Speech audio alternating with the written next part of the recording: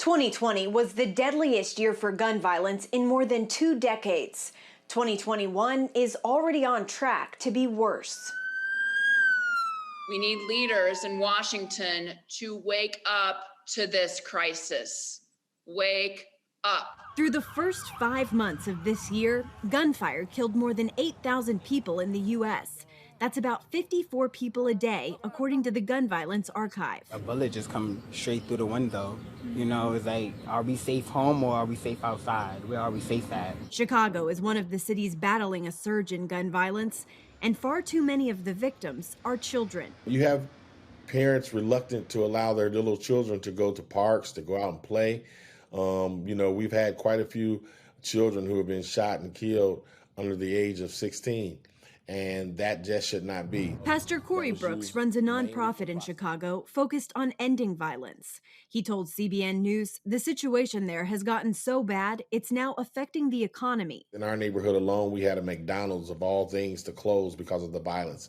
We just recently had a Walgreens to close just because of the violence.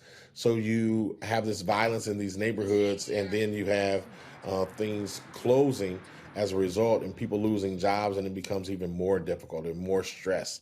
The Fraternal Order of Police released these statistics. Homicides up by 58% in Atlanta, 533% in Portland, shootings up by 64% in New York, and violence against law enforcement is also spiking. Ambush-style attacks up over 70% from this time last year. The Biden administration has a new plan to tackle the rising tide of crime in America.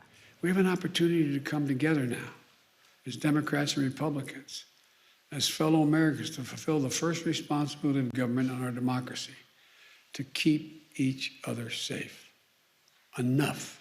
The plan includes a new campaign to crack down on illegal gun sales, while also instituting a zero-tolerance policy for licensed gun dealers who violate federal gun control laws. It also provides cities with guidelines on how to use leftover COVID relief money to fund efforts to combat gun violence. And the president promoted community policing, focusing on building better relationships between officers and their communities.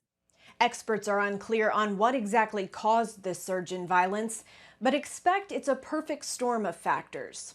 Widespread unemployment, COVID stay-at-home orders, an increase in gun sales, and a decrease in police resources amid protests. Caitlin Burke, CBN News.